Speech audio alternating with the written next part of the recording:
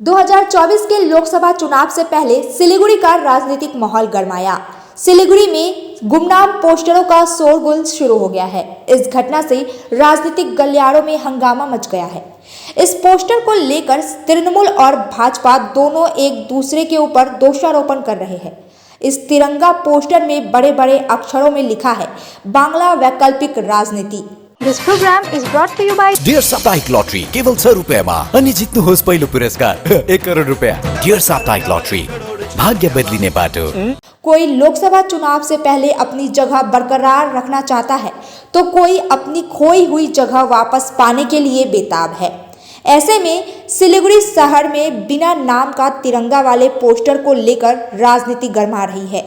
साल के पहले दिन से ही सिलीगुड़ी शहर के हाशमी चौक, कंचनजंगा स्टेडियम, अस्पताल मोड़ और अन्य इलाकों में ऐसे पोस्टर देखे जा रहे हैं। बिना नाम वाले पोस्टर को लेकर राजनीतिक गलियों में अटकलें शुरू हो गई है।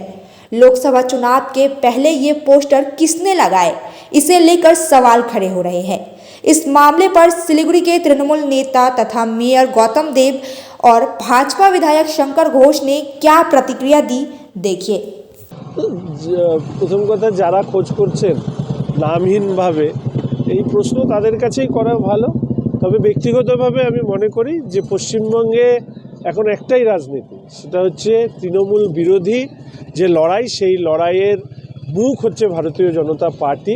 ফলে ভারতীয় জনতা পার্টি যে বিকল্প রাজনীতির কথা বলে, যে বিকল্প ভাবনার কথা বলে, বিকল্প পথের কথা বলে, সারা দেশ নরেন্দ্র মোদীর নেতৃত্বে, সম্মানীয় প্রধানমন্ত্রীর নেতৃত্বে যেভাবে এগিয়ে যাচ্ছে, সেই জায়গায় দাঁড়িয়ে রাজ্যের যে সর্বত্র যে পিছিয়ে পড়বার যে প্রবণতা, সেই প্রবণতার থেকে যদি আমাদেরকে ঘুরে দাঁড়াতে হয়, তাহলে ভারতীয় জনতা পার্টির রাজনৈতিক পথই হচ্ছে এই রাজ্যের মুক্তির একমাত্র পথ।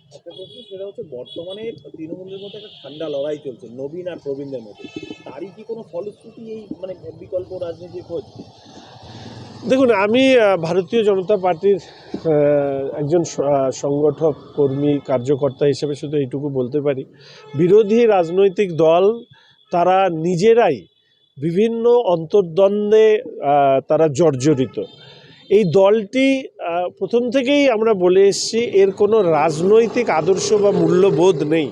মূলত ব্যবসায়িক ভিত্তিতে একটা লিমিটেড কোম্পানি, একটা পারিবারিক কোম্পানিতে পরিণত হয়েছে। ফলে সেখানে ক্ষমতার ভাগাভাগি, অর্থের ভাগাভাগি, এটাকে সামনে রেখেই নেতৃত্বের মধ্যে যে বিভাজন, অর্থাৎ ক্ষমতার হ্রাস এবং সেই হ্রাসের মধ্যে দিয়ে যে অর্থ সংগ্রহ করার এই যে গোটা প্রক্রিয়াটা, সেই প্রক্রিয়ার কে সামনে থাকবে, পিসি থাকবে না ভাইপো থাকবে, তাই নিয়েই এই ধরনের বিভিন্ন বক্তব্য সামনে আসছে। আমার মনে হয় যে তৃণমূল কংগ্রেসের শেষে শুরু হয়েছে, তারই এগুলো বিভিন্ন লক্ষণ ফুটে উঠছে।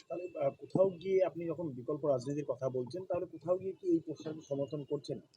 দেখুন, আমি তো বললাম যে আমাদের ভারতীয় জনতা পার্টির রাজনীতিই হচ্ছে এই রাজ্যের মানুষের যে বর্তমান পরিস্থিতি, তার মুক্তি ভারতীয় জনতা পার্টি দিতে পারে। ফলে তৃণমূলের যে অপশাসন, সেই অপশাসনকে রুখতে ভারতীয় জনতা পার্টি একমাত্র পথ, সেটা তো আমরা বারবার করে বলেই যাই।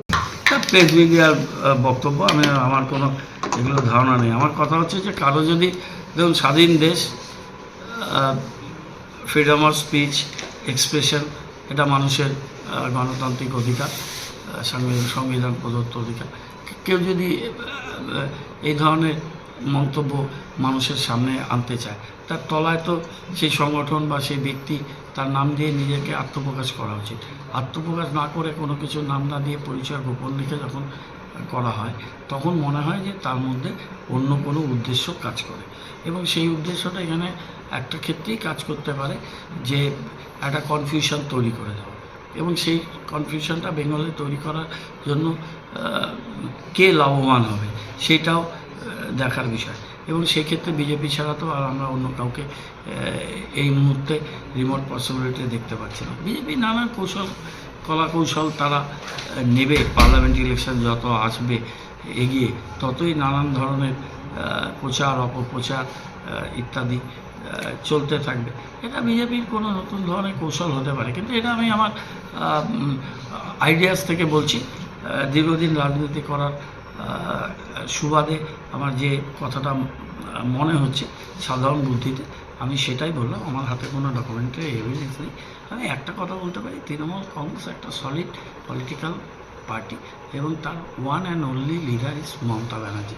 পরবর্তী জেনারেশন ধাপে ধাপে তিনি তৈরি করেছেন, তার মধ্যে Abhishek Bandyopadhyay one of the স্টলওয়ার্ট, আমাদের পার্টির অল ইন্ডিয়া জেনারেল সেক্রেটারি, আগামী দিনের প্রজন্মের সবচেয়ে উজ্জ্বল এবং গ্রহণযোগ্য মুখ।